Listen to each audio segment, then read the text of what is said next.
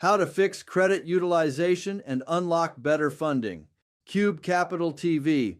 Welcome back to Cube Capital TV, where we break down how money really works for business owners, not how banks pretend it works. Today we're talking about one of the most misunderstood and most damaging credit factors holding entrepreneurs back from funding: credit utilization. And here's the truth: you can have decent credit scores, pay on time, run a solid business, and still get denied for funding because of utilization. If lenders keep saying not yet, this video may explain exactly why. Let's get into it. What credit utilization really is and why it matters so much. Credit utilization is simple in definition, but brutal in impact. It's the percentage of your available credit that you're currently using. If you have a credit card with a $10,000 limit and a $5,000 balance, your utilization is 50%. Here's the key point most people miss. Utilization isn't about debt. It's about behavior. To lenders, high utilization signals stress, even if you've never missed a payment. That's why utilization makes up a massive portion of your credit score and lender decisioning. You can pay perfectly and still look risky. The utilization trap entrepreneurs fall into. Business owners are especially vulnerable here. You start a business. You use credit cards to fund operations, marketing, inventory, payroll, emergencies. Then what happens? Your cards stay maxed or near maxed. From your perspective, you're investing in growth. From the lender's perspective, you're overextended. And lenders don't care why you're using the credit, only how much of it you're using. That's the disconnect. The golden utilization thresholds lenders watch. Let's talk numbers, because this is where strategy matters. Most lenders look at utilization in tiers: under 30%, healthy, under 20%, strong, under 10%, elite. Once you cross 30%, approval odds drop. Over 50%, denials spike. Maxed out, you're invisible to most lenders. And here's the part that surprises people. Lenders look at utilization per card and overall utilization. One maxed card can sink you, even if everything else looks fine. Step 1. Stop treating credit limits like spending targets. The first fix is mindset.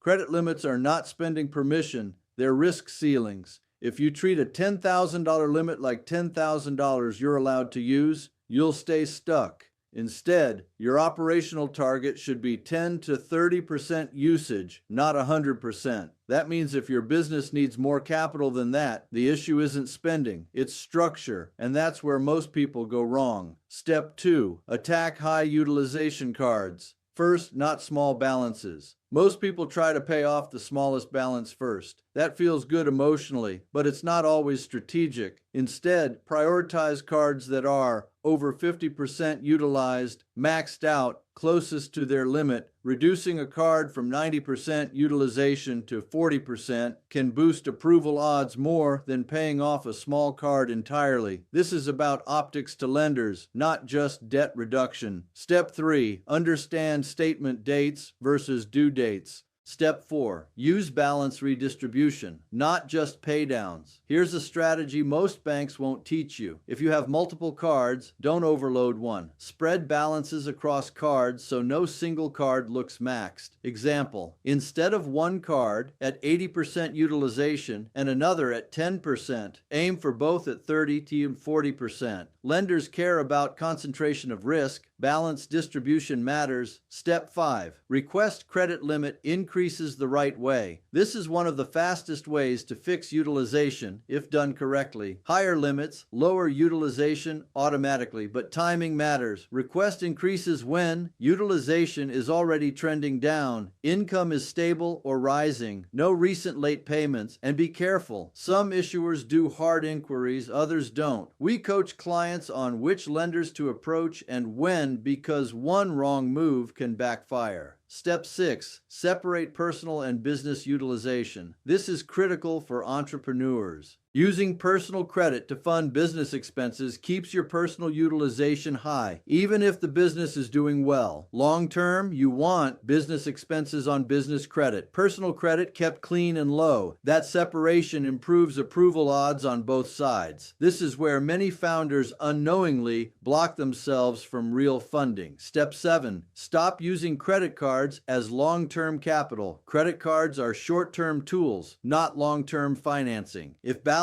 are staying high month after month, it's a signal you need a different funding structure. That could mean consolidation, term financing, revenue-based funding, equipment financing, lines of credit built the right way. At Cube Capital Group, this is where mentorship comes in, not just funding, because lowering utilization without fixing cash flow just resets the problem. What happens when utilization is fixed? When utilization drops, things change fast. Approvals increase, interest rates improve, credit limits grow, funding options expand, lenders stop seeing stress and start seeing control. That's the shift you want. Fixing credit utilization isn't about being perfect. It's about being intentional. Most people don't get denied because they're irresponsible. They get denied because they were never taught how lenders think. And once you understand the rules, you can play the game differently. If you want help reviewing your utilization, structuring your credit, or positioning your business for funding, check the link in the description. And if this video helped you, make sure to like the video, subscribe to Cube Capital TV, share this with a business owner who's stuck. We don't just help businesses get funded, we help owners understand why they get approved. See you in the next one.